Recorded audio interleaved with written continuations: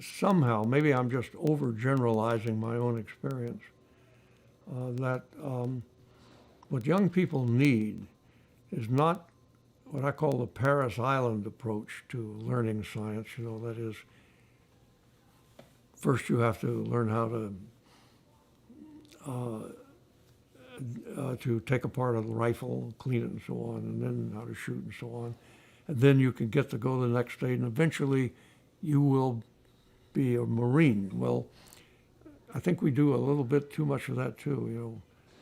First you've got to learn some math, you have to go to get some physics, then chemistry. And you wanted to be a biologist, okay, then you're ready to go in and be a biologist. I don't believe in that approach at all. I think it should be in reverse. Saying, I'm working on, here's the kind of research I'm doing, the teacher says, or the older mentor. I'm doing this kind of research. Isn't it fascinating? And so on. Why don't you think about doing this if you'd really like to get out there and get something new done yourself? Why don't you just go ahead and do it? See if you can find that, do this or do that. Take care of it.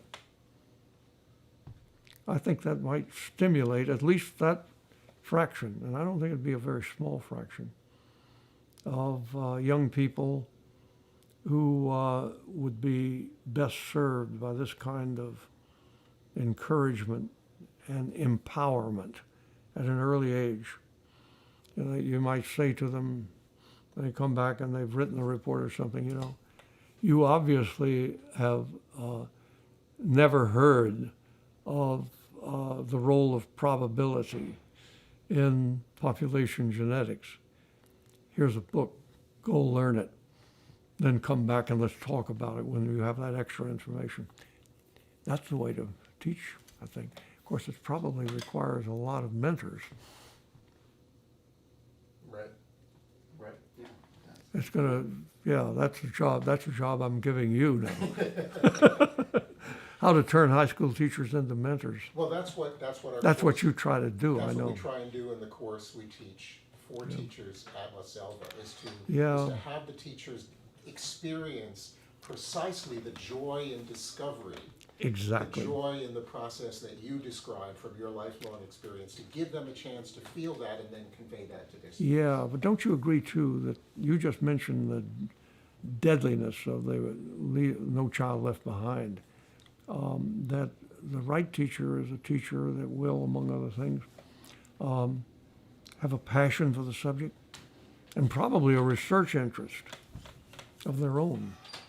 Like they're doing a year-round survey of the diatoms of a local lake and so on. You could draw in a dozen students right away as assistants, giving them part of it and turning them loose. The best teachers do that, and I had the impression they do. Yeah.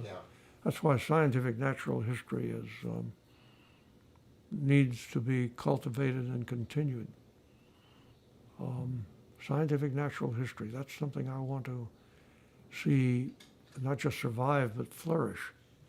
In other words, the first stages in discovering something new, which you really can accomplish in most parts of the world.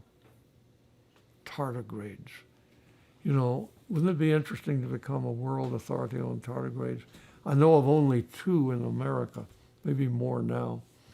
But what a great group to work on. The whole history of the tardigrades, what they eat, where they are, what their evolution has been, and so on. So many things like that, so many groups.